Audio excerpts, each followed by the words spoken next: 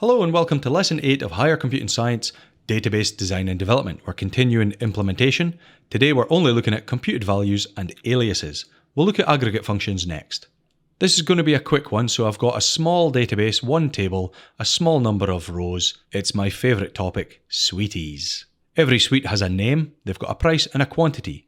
Let's say we want to find out the total stock value for each of these sweeties. So it's going to be the price times the quantity. Well, I can create a query to do that. SQL view, I want to see the suite name, plus, and I can do a computed value right here in the query. I could say quantity times price. I need it from the suites table. And this will work. It will do the calculation, computed value right here. Look at that, that's beautiful. But you may think, hang on, what on earth is EXPR1001? Because there was no heading, like there is no heading for the quantity times price, Microsoft Access doesn't know what to call this. So it generates a name. It generates a name and it gives it that heading.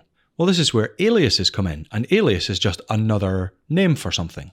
So we can give this result here, we can give it a heading name. And we do that by using the as keyword, and then we just give it the name. We could call it the stock value. And this works beautifully. We just gave it the stock value heading. Perfect, right? Now, you do have to be careful when it comes to Microsoft Access. You can have spaces in field names and in aliases. In this case, there is no space here, so I'm going to put that back. But if you want a space here, you can't just do it there because it's going to, be a bit confused.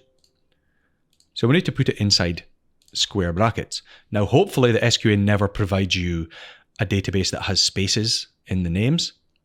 But this does work. We can have spaces in Microsoft Access, providing we put it inside square brackets.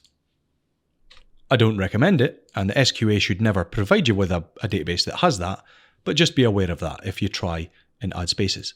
Now you may be thinking, oh cool, this is just like a variable. Let's select all the stock values that are above £3, for example.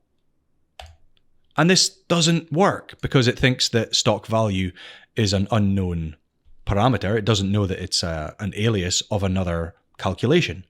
Now, aliases can be used in this way, kind of like a variable, but I'm not going to get into the why and the how it doesn't work here.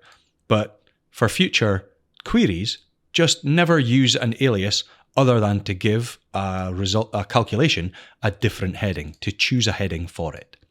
If you wanted to find a stock value that was greater than 3, you could just do the calculation again. So let's copy this, copy, paste, and this will work. So now these are the suites that have more than £3 of value in stock. So that was a quick rundown on how to calculate in a query and how to give columns an alias, a different name. Aliases will be very useful when it comes to aggregate functions, so keep this one in mind. And I'll see you in the next one.